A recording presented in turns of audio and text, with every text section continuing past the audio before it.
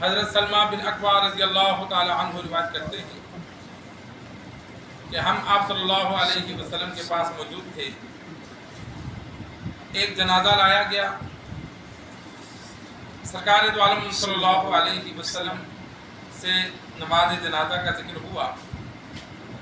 آپ صلی اللہ علیہ وسلم نے پوچھا میت پر قرض ہے؟ صحابہ نے عرض کی یا رسول اللہ نہیں. آپ صلی اللہ علیہ وسلم نے نماز جنازہ پڑھا. پھر ایک اور جنازہ آیا.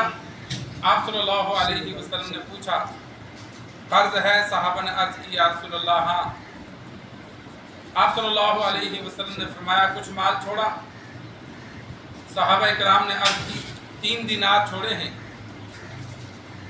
آپ صلی اللہ علیہ وسلم نے نماز جنازہ پڑھا. پھر ایک جنازہ آیا. آپ صلی اللہ علیہ وسلم نے پوچھا قرض ہے؟ صحابہ نے عرض کی 3 دینار قرض دینا ہے. مال چھوڑا ہے؟ عرض کی نہیں کچھ بھی نہیں چھوڑا. آپ صلی اللہ علیہ وسلم نے فرمایا تم اس کا جنازہ پڑھو. ابو قتادہ رضی اللہ تعالی عنہ نے عرض کی یا رسول اللہ آپ جنازہ پڑھائیں قرض میں ادا کر دوں گا.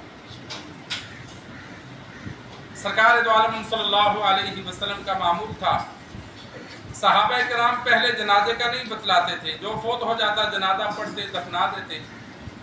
سرکار دو عالم صلی اللہ علیہ وسلم کو جب بعض دنیا سے جانے والوں کا پتہ چلا تو افسوس کا اظہار کیا. صحابہ کرام اس لیے نہیں بتاتے تھے کہ آپ صلی اللہ علیہ وسلم کو تکلیف ہوگی. آپ صلی اللہ علیہ وسلم بتلایا کرو تاکہ دعا کر لوں. پھر صحابہ کرام جب جنازہ مکمل تیار ہوتا تو تب بتاتے. تو آپ صلی اللہ علیہ وسلم وہاں جا کر جنازہ پڑھاتے.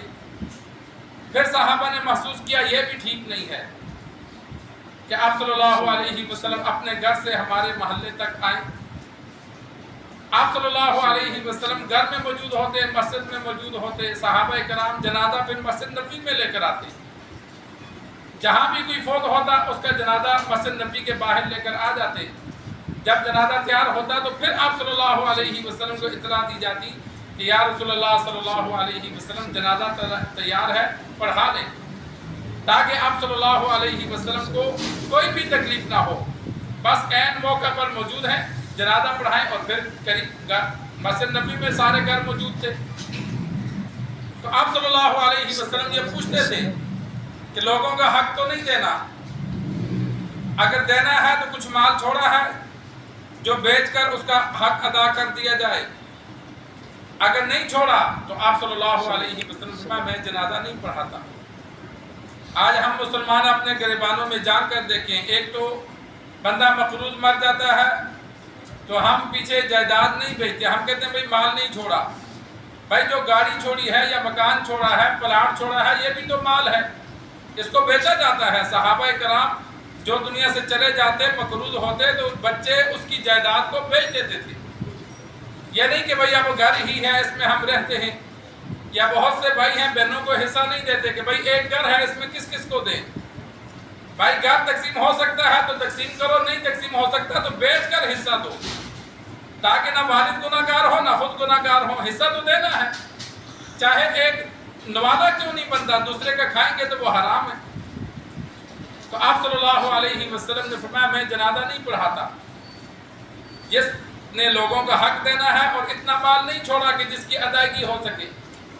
تو ابو قتادہ رضی اللہ تعالی عنہ نے فرمایا یا رسول اللہ میں ادا کر دوں گا. حدیث میں موجود ہے آپ صلی اللہ علیہ وسلم نے فرمایا جو کسی کا قرض ادا کر کے اس کو قرض سے نجات دے, اللہ قیامت والے دن اس کے گناہوں کو معاف کر کے اس کو جہنم سے نجات دے گا.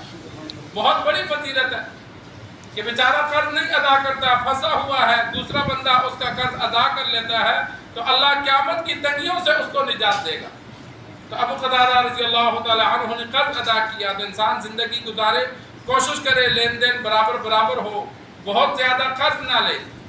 اور اسی طرح اگر زندگی میں جانے کے چانس نظر آئے تو انسان اپنے ورثاء کو, بھائیوں کو, بچوں کو کہہ دیتا ہے کہ اتنا اتنا میں نے لینا ہے, اتنا اتنا دینا ہے.